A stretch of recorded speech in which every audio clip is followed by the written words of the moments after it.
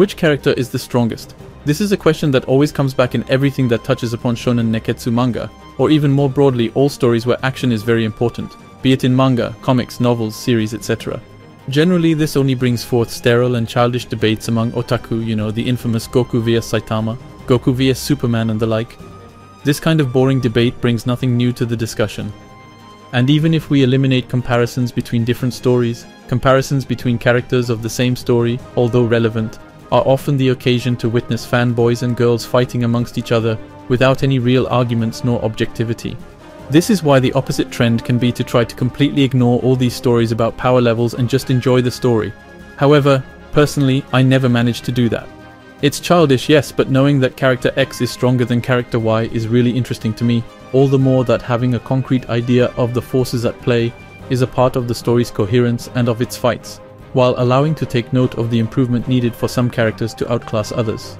Authors have understood that very well. They understood the degree to which giving an objective indicator of strength or other factors like influence, dangerosity and more makes for a powerful narrative tool.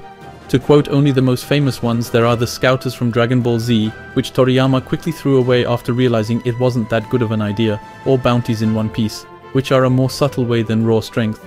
Knowing that these tools have advantages and disadvantages, which I am not going to discuss here, we are going to see the system SIU utilizes for Tower of God.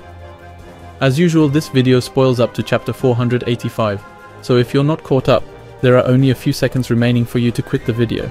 The video is also based on non-canon lore, so some of its info is to be taken with a grain of salt. To conclude, and it was not something I anticipated, but the original video being way longer than what I had thought, it will be divided into 3 parts. The first about the general presentation as well as the rankings until the top 300, the second on the top 100, and the last one will focus on the 4 highest rankers. Hi, it's Lilian, and today we are going to talk about the Ranker Administration Office. We are going to talk about the rankings of the rankers.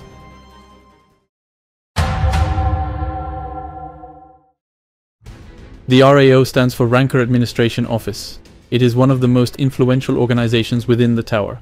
It is an officially independent organization, but that is still fairly linked to Jihad, since it is under his orders that the RAO's current director Tommy created this organization. According to the non-canon law, Tommy is an individual that always goes out to play around instead of working for the RAO. His behavior seems to tell to hell with charisma, taking decisions and managing problems, to quote SIU. Thus, he hired Robert Island, whom he nicknames Isan, as a vice director and as the RAO's first employee, in order to dump all his work on Isan. Robert Isand as a vice director is, as a consequence, the real head of the RAO. He is one M95 whose sobriquet is Cold Wave, originating from his exceptional ability to accurately run things and his silent personality. He is also known under the nickname Robot Isand. At some point there was a rumor telling that he was a cyborg created by the workshop, but it was officially denied by the workshop. Concerning his appearance, he has long silver hair, falling at the extremity of his feet, a very masculine appearance and a very pronounced figure, all that emitting a very peculiar feeling. Between this appearance and Tommy's, who is smaller, and the contrast of their personalities, it is said that these two look like a father and son. Isand is a mysterious man. There are so many unknown things about his person that even Jihad has no detail on the topic of his birth. He is no ranker, but has the same authority as one thanks to his job. In general, the RAO's task is to manage the rankings of the high rankers. We could then say that he is somewhat the highest authority in the tower, like a supreme judge. Since he didn't climb the tower, it is impossible to evaluate his fighting skills. Moreover, he even said that, "I have never fought since the day I was born." It seems that while he doesn't have an ordinary strength, he possesses great charisma and never bends even faced with high rankers. On the contrary, it is said that it is him who dominates. For instance, at some point, Urek Mazino used to complain about his rank being inferior to Phantominum, and stormed the RAO, captured Isand and threatened him to raise his rank. Urek asked him, "Have you seen me fighting against Phantominum?" To which Isand briefly answered him, "Without a doubt, you would be the loser." Urek Mazino, shocked, could only go back home with a sour mood. After that, Urek Mazino was teased and earned nicknames like Urek Loser No, Loserek Mazino, or You Loser Mazino within Wolhaiksong. It is said that it became so widespread that comics or humoristic novels retelling this incident were published, sold, and became popular. Baek Ryun affirmed with conviction that these comics would have great potency as a cure for depression. Actually, opinions on Isand's ranking are split. However, the majority supports that, while ignoring his fighting skills and purely focusing on influence, he could compete with Fug or the 10 great family leaders. In any case, because of his vicious character, Tommy included Robert Isand in the rankings, even though he is not a ranker.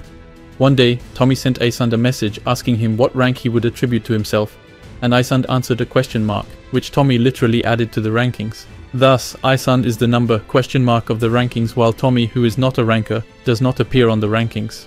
Anyway, all that to tell you that the RAO was created at Jihad's request by Tommy, and that the latter always dumps all the work on Robert Aysand, and that the goal of the RAO is to order rankers.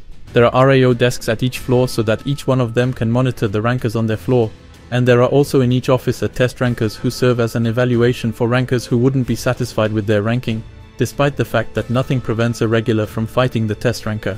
Rankers are ranked from 1 to 100,000, since there are approximately 100,000 of them, according to a wide array of criteria, like fighting skills, influence, achievements, etc., which we are going to detail now.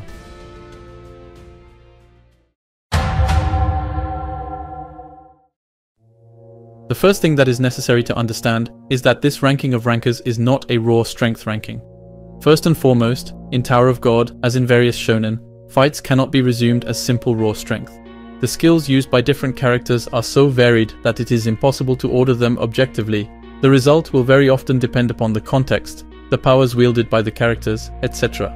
One of the best examples of that is Lopobia Lefaf, who is 278th of the rankings for the simple reason that she is a sniper, and that her bullets can even one-shot rankers from the top 300, and that she has killed numerous powerful enemies because of her ability. In reality though, she is less powerful than a high ranker, and she becomes even weaker than an ordinary ranker after having shot the 2 bullets that she can shoot per day. Then, even excluding fighting skills, there is influence. Take for example Baek Ryun, Wolhaeksong's leader and Urek Mazino's best friend, who is 9th of the rankings, higher than quite a lot of 10 great family leaders. You realize that it is influence that maintains him at this place.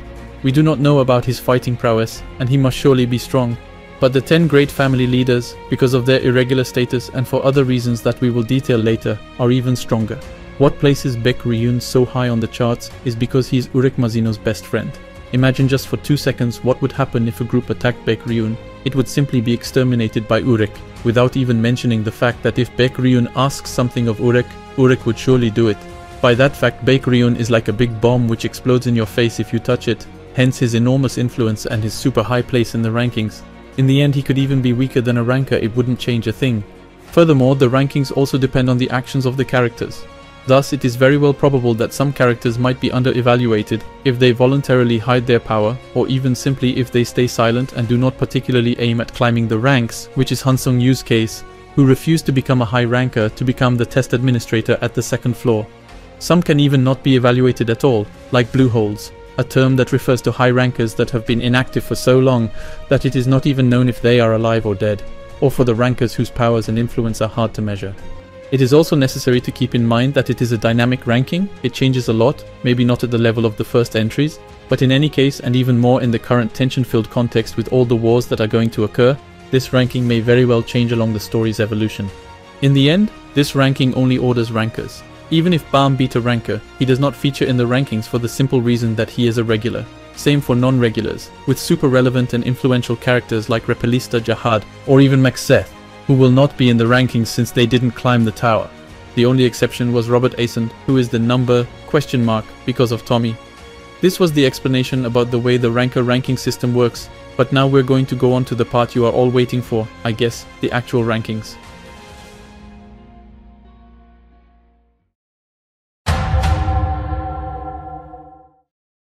The characters in the top 100,000 are simply the rankers. In fact, once a regular reaches the 134th floor and then becomes a ranker, the competitive system of regulars that used to be about stepping on others to climb the tower becomes a rivalry between rankers to get a better rank on the ladder. A better rank gives them various advantages like better jobs. We don't really know whether average rankers have a truly determined rank. It seems complicated just to think about. What I mean is that I do not think a ranker might be the 59,451st number of the rankings, as the higher groups might be organized as strata, I guess. A given ranker could be in the 45,000 to 45,999 strata, for instance. There are no precise details about this. I called this part the top 100,000, but the number of rankers, which evolves constantly with some dying, while others transition from being regulars to rankers, it is a rough guess. There could actually be more or fewer rankers. Important to note is that even if they are numerous, becoming a ranker is already an exploit in and of itself. The official translation is not very clear on the subject, since it says that only 1 or 2 regulars amongst thousands become rankers, but the English fan translation says it is rather 1 or 2 regulars amongst tens of millions who become rankers, and this translation is the correct one. It should be remembered that during the tests on the second floor, out of a total of 800 candidates, only 15 managed to get to the next floor, counting BAM. Not to mention the fact that there are yet 132 floors to climb, with harder and harder tests. Numerous surrenders starting from the 20th floor. A great number of dead during the tests. Some cannot even climb higher because Shinsu density is too high. Others whose progress is so slow that they may never reach the top, etc. Being among this top 100,000 is thus an already big exploit in and of itself. It is similar to winning the lottery, like SIU said in his end of chapter note for Season 2, Chapter 29.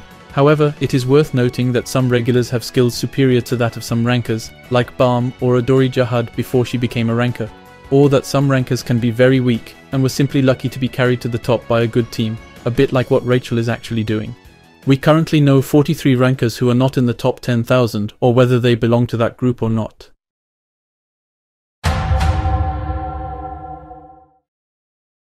The rankers who belong to the top 10%, and thus the top 10,000, are called advanced rankers.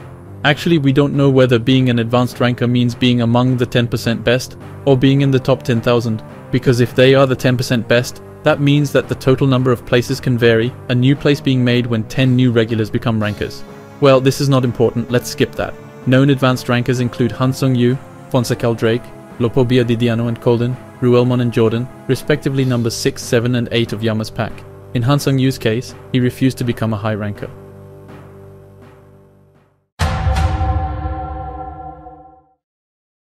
On that topic, when one is within the top 1% of rankers, that one belongs to the top 1000, one becomes a high ranker. High rankers are considered as gods among gods by the tower inhabitants. By the way, all floor rulers are high rankers. It is not possible to become a ruler if one is not a high ranker.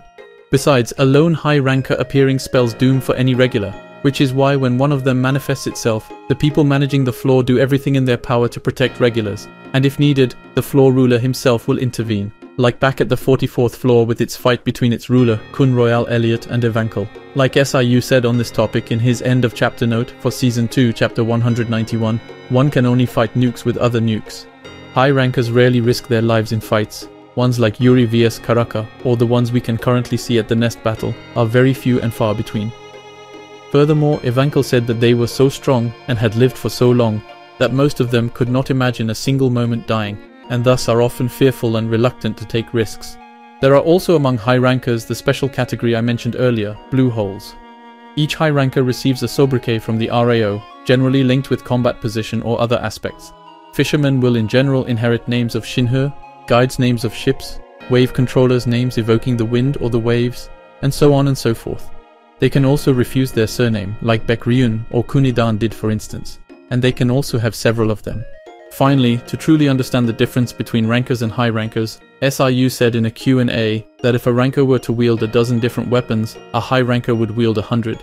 Known high rankers, if we exclude those we are going to mention later, are Ha Yuri Jahad, who is amongst the top 500, Dorian Frog, Ari Bright Sharon, Augustus, Balod Doom, who once was in the top 200, but whose current ranking is unknown, and his two brothers Balod Paul and Yama, third each the number 4 of Yama's gang, Cha Dowon, Garam Jahad, who is certainly a blue hole, Grandajah, Grandisa, Hachionhi, Haise Jahad, Calavan, Karaka, who just became one, Kendrick Deal, Kel Helm, another blue hole, Kun Hind Luke, Kun Marco Asensio, Kun Royale Elliot, Lopobia Fusile, Lopobia Haracha, Lopobia Yasracha, Lopobia Hasacha, Madorako, Mikaj, Nyono Wan, Pobidao, Liberic Kun, Pondo Jahad, Quadrado, Suo, another blue hole, Sophia Tan, White and Yorker, which already makes quite a number of people, but I kept some more for you guys.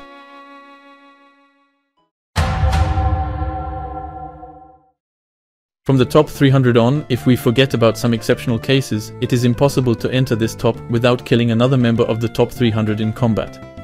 We already know 2 characters in this top 300, the first one being Lopobia Lefav, who is 278th of the rankings thanks to her sniping abilities, allowing her to one-shot high rankers, and the second character being Evankel, who once was 60th of the rankings, but was expelled from the top 100 for the simple reason that he or she, yes, Evankel's gender is voluntarily kept undetermined, lost his job of ruler of the second floor, which made her lose influence, and demonstrates the extent to which influence is important in this ranking system beyond raw strength. There could be other characters in this top 300 among those quoted earlier. I'm thinking about Calavan, some princesses of Jihad, Kun Royal Elliot, Yama, Liburik, who could even be in the top 100, Yasracha, the rulers of the different floors in general, and the 3 other core commanders of Jihad's army as well, or yet members of the Red and the Royal Guard, Wolhaik Song. But since nothing was confirmed, it would be better not to say anything. There it was. This will be all for this first part. In the second one, there will still be a lot to tell, notably about the leaders of the 10 great families. It will surely be the longest video I have ever made, so I hope you guys will be present for it. On that note, don't hesitate to leave a like, share the video, ask questions and all that. We will be back for the second part on the top 100 of the rankers.